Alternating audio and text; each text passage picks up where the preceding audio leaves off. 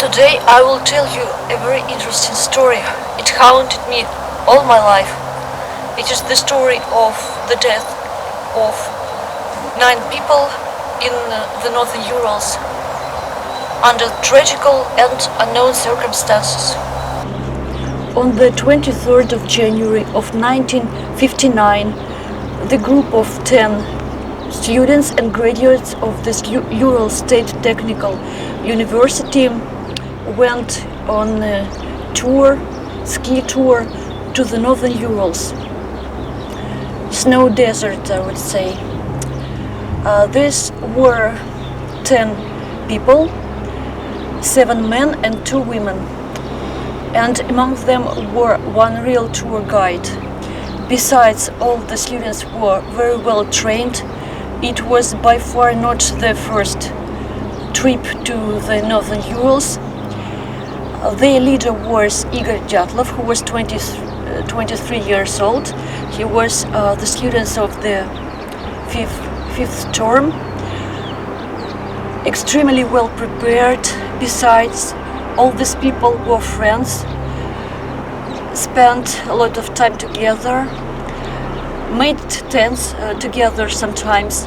Of course, there were instruments, tents sold, but they wanted their own, modified for the severe conditions of the northern Urals. One of the students, Yuri Yudin, got sick, and the rest carried on.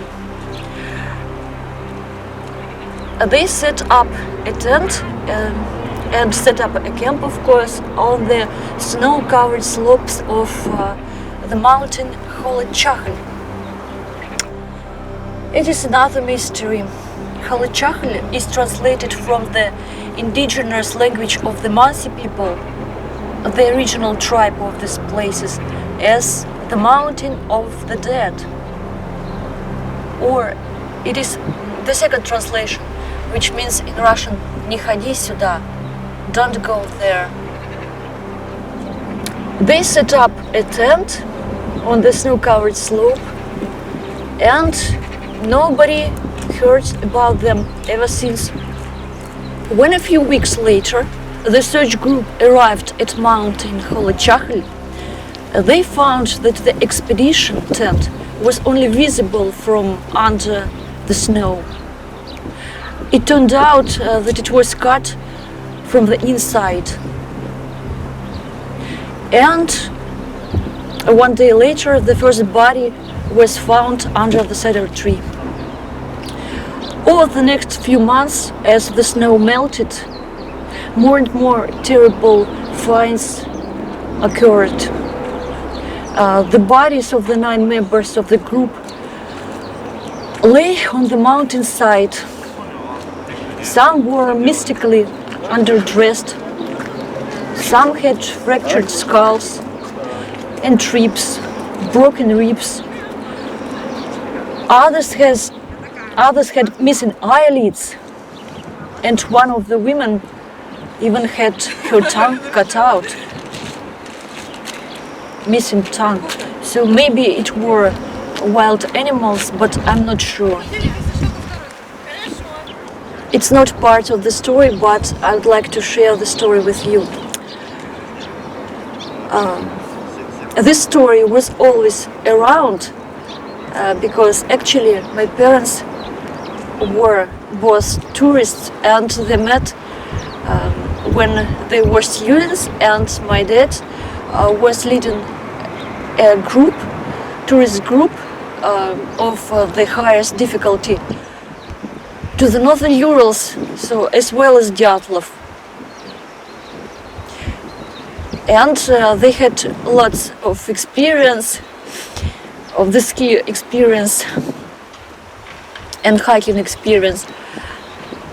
And I once asked him, did he go to Dyatlov Pass? And he said, am I mad?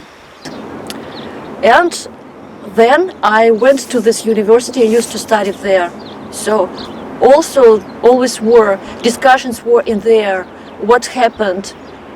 People discussed the versions of avalanche, fireballs, monkeys, and I'll try to analyze them later on in this video.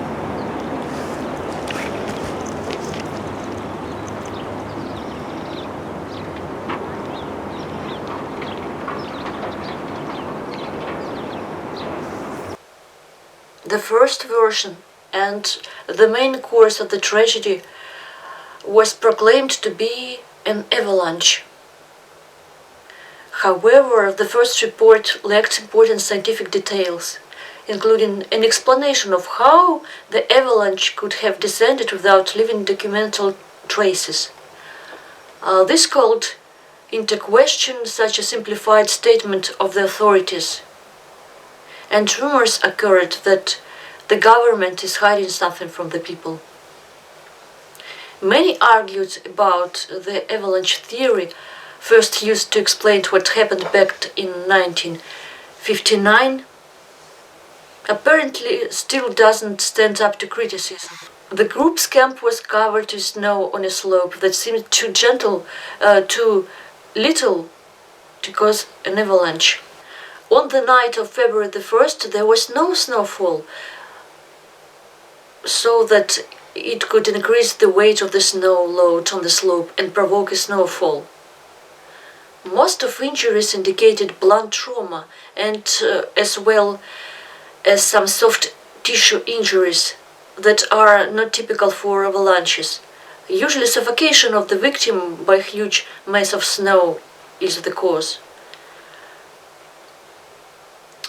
And if the avalanche came down, then why, according to the forensic medical examination, there was a gap of at least 9 hours between the installation of the tent and the first avalanche? The argument about a flat slope, which seemed to speak against an avalanche, was considered at an early stage. It turned out that the slope was not so flat after all. In fact, it was closer to 30 degrees. This is the minimum requirement for such an avalanche. Then the question arose about the snow mass. The platform that the team dug in the snow to set up a tent destabilized the slope. And according to weather reports, there were no snowfalls that fateful night, but in the diary of Dyatlov's group, it was noted that a very strong wind was blowing. It was probably stock winds. Icy downdraft that carried a large amount of snow to the camp from above. Computer modeling of the researchers shows that the avalanche on Mount Holachachli was not particularly large and was about 5 meters in length. Its small size also explains why no traces of an avalanche were found during the first investigation. The mass was supposed to fill the excavated site and then was covered with fresh snow. But how could such a small avalanche cause such serious damage to people? Computer models have shown that in this unique situation, a 5-meter mass of compacted snow could easily break the ribs and skulls of people sleeping on a hard surface. These injuries, also serious, didn't become fatal, at least not immediately. What happened after the avalanche is just speculation. Now there is an opinion that the team got out of the collapsed tent and in a panic disappeared into an improvised shelter near a cedar tree, about a kilometer down the slope.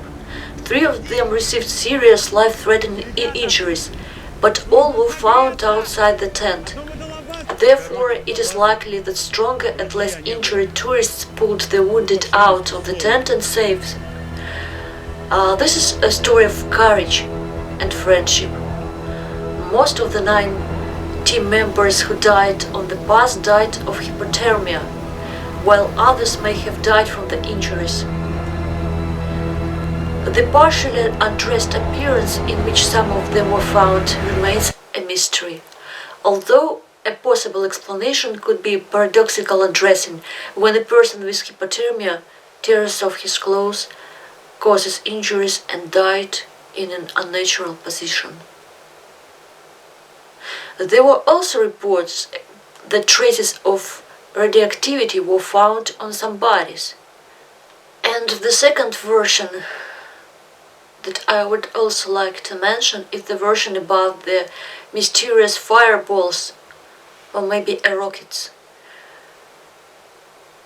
There are lots of evidence about the occurrence of mysterious fireballs in this location.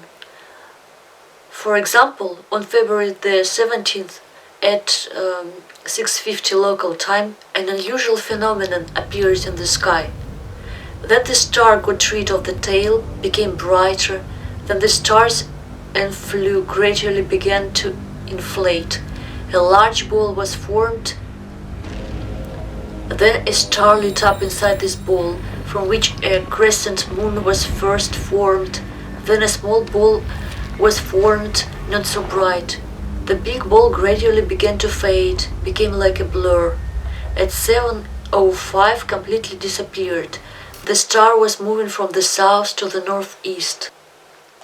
Another report on the observation of an unusual phenomenon was dated 31st March 1959. Early in the morning, the researchers who were at the moment on the fatal pass became eyewitnesses of the passage of the fireball. The observed phenomenon seriously excited the rescuers. A telegram was immediately sent to Sverdlovsk with a request to determine the degree of danger for further stay in the area. Witnesses also reported seeing a star with outgoing tails, spirals and rings.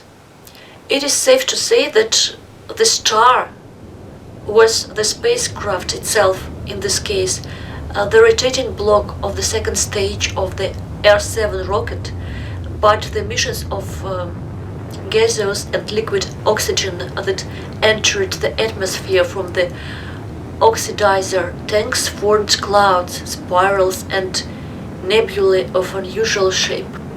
As for the fireballs, their appearance can also be explained by the release of untreated oxygen from the tank of the spent stage.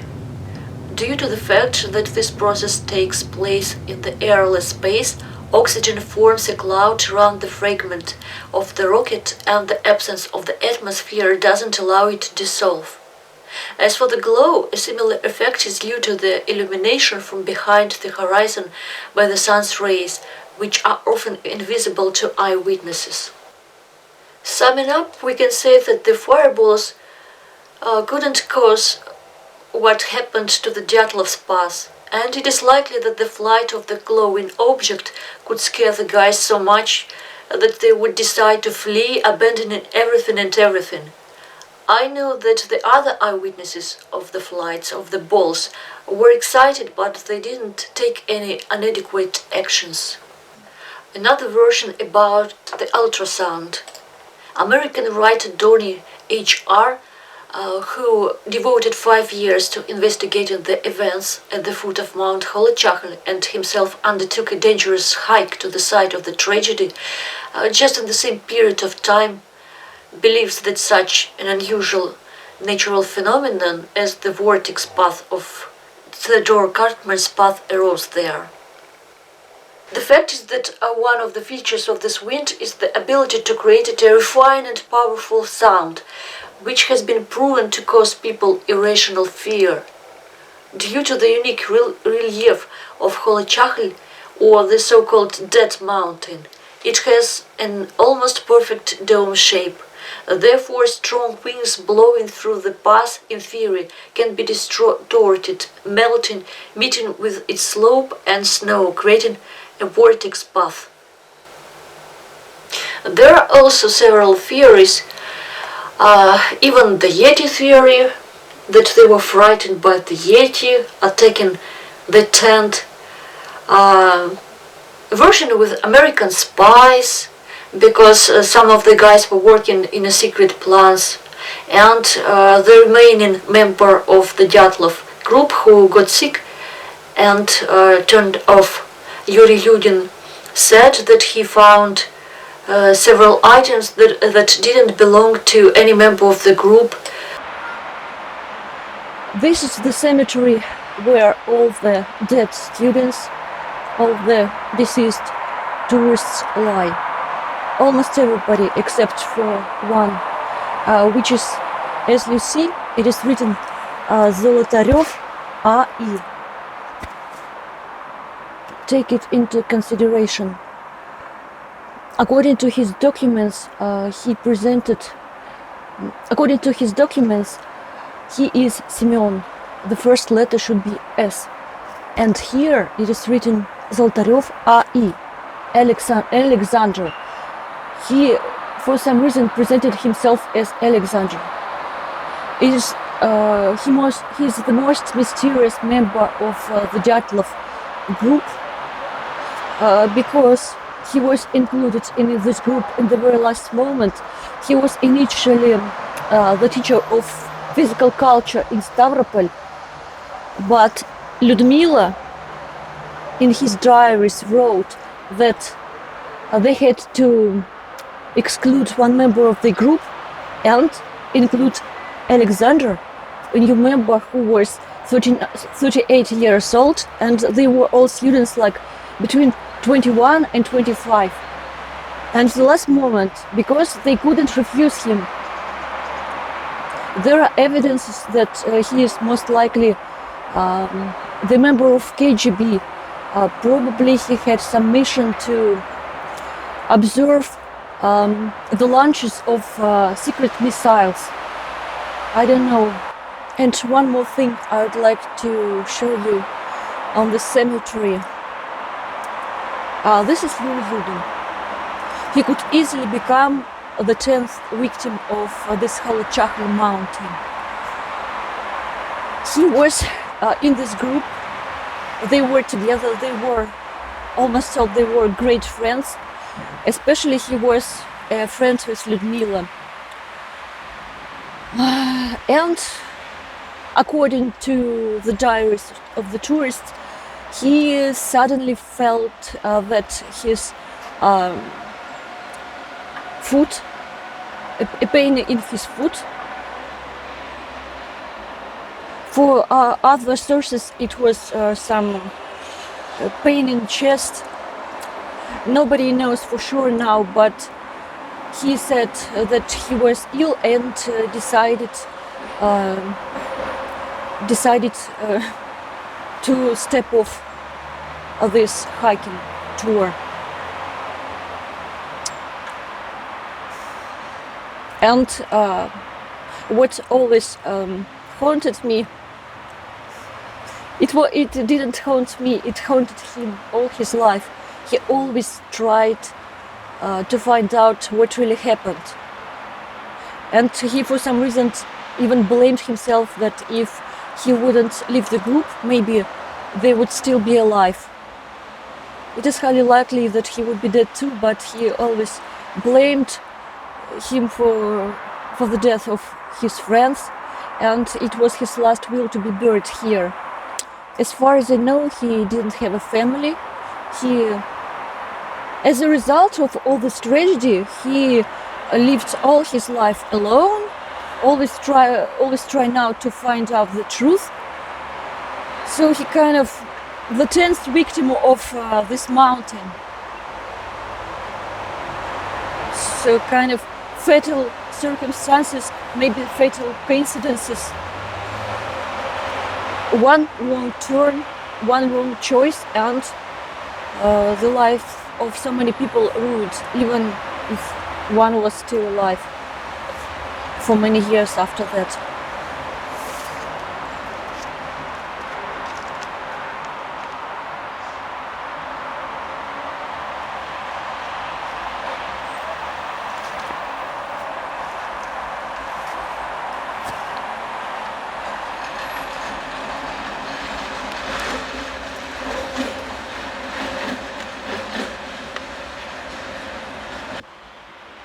I want to show you and to translate the signature of the monument. Вечная память туристам Уральского политехнического института, трагически погибшим на Северном Урале 2 февраля 1959 года. It means eternal memory to the tourists of the Ural State Technical Polytechnical University, tragically deceased in the Northern Urals the 2nd February of 1959. The investigator Lev Ivanov, who led this case, came to the conclusion: taking into account the absence of external injuries and signs of struggle on the corpses, the presence of all the values of the group, as well as taking into account the conclusion of the forensic medical examination on the causes of death of tourists, it should be assumed that the cause of death of tourists was a natural force, which tourists were unable to overcome. So what kind of natural forces?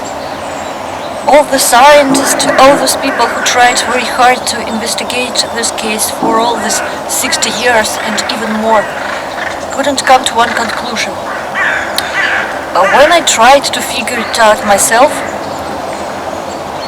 I also just couldn't combine everything in one version, because the bodies were strangely of a purple color. So if to take things more simple, a version with avalanche. Why so severe internal damages but no visual signs of some injuries on the skin, for example, except for the purple color of the bodies? The purple color of the dead bodies kind of sent us to the version about a fatal launch of the new missile. It's a different version about missiles. And now I'll tell you my favorite version. I'm not claiming that it is the truth, but I just want to mention it. This is the version about Mansi, the indigenous people who always used to live near this mountain Halachakhl and Otorten. As I have already mentioned, Halachakhl means the mountain of the dead on the language of Mansi. Would you go to the place that is called the Mountain of the Dead, deep in the forests on the northern Urals? I asked my parents why did they go to the mountains when they were students and were members of the tourist group, like the Dyatlov, the members of the Dyatlov group. They said that in the Soviet times there were really lack of adventures, lack of opportunities to go abroad, or even just to travel to several places in the country, the sea on the south of Russia. But if they wanted to feel this thrill of adventures, kind of all this friendship with the fellow members of the tourist group, to overcome all these difficulties, it really gave them some sense of life, something special. That is quite an explanation. So I guess when the tourists of the Dyatlov group arrived to this place, Mountain Halachakhl, they were definitely warned by the members of Mansi's tribe. There were evidences that they weren't Dyatlov's members of this group, that they warned them not to go there, because it's not like a sacred mountain for the Mansi people. But this mountain had bad reputation. There were lots of legends about it. For example, Mansis has a legend that 13,000 years ago there was a great flood, and only several people survived. It was 10 men and 1 woman.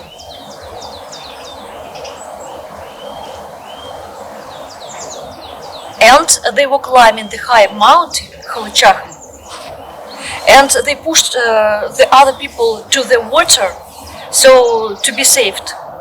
Space were becoming less and less and less, and in the end only two people stayed, a man and a woman.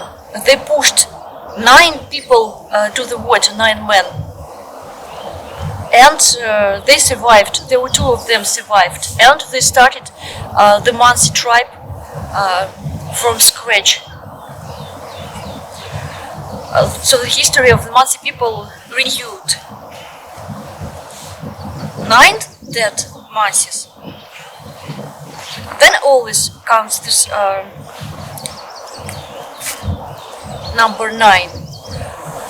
Mansis used to go to this mountain and sacrifice, for example, hares, deers, to the ancient goddess of the Mansi tribe, Sorninai. There were not people sacrifices, but once it was a case. The legend says that there were 9 young hunters who kind of doubted in the ancient traditions and were willing to rebel against the shamans, and they were sacrificed, 9 of them again. So, as far as I know, Mansis are not willing by any occasion. It is forbidden for them to come to this mountain, at least in a number of 9. If Sorninai finds 9 people on the mountain, she will receive it as a sacrifice. By the way, when I was preparing the material for this video, I found the information, I didn't know anything about it, that in 1960 a plane collapsed somewhere near Holy-Chakhin and 9 people were dead. Then, in 1961, 2 years after the death of Dyatlov group, 9 tourists from Leningrad died or somewhere again in these mountains. Also, no reasons, no one conclusion what really happened to them. Again, this 9 and 9 and 9. You may laugh.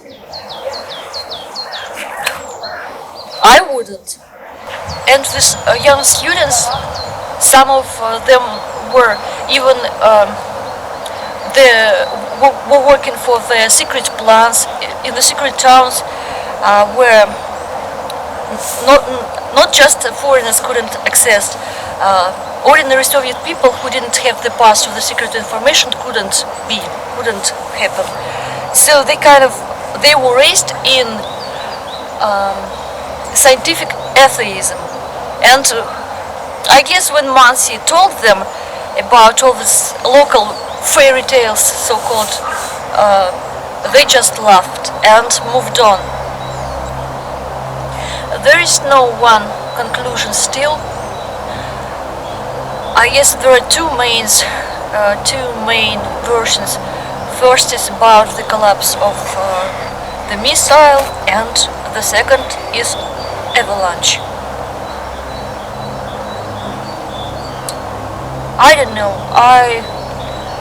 Some members of my family, for example, tend to think that the cause of it was avalanche, and some just don't believe it. I don't know. Or it's just some little combination of different factors. I wouldn't take away just even this Mansi tales. Or it was just a destiny. It's a really sad story, and I had this very sad feeling when I was at the cemetery today.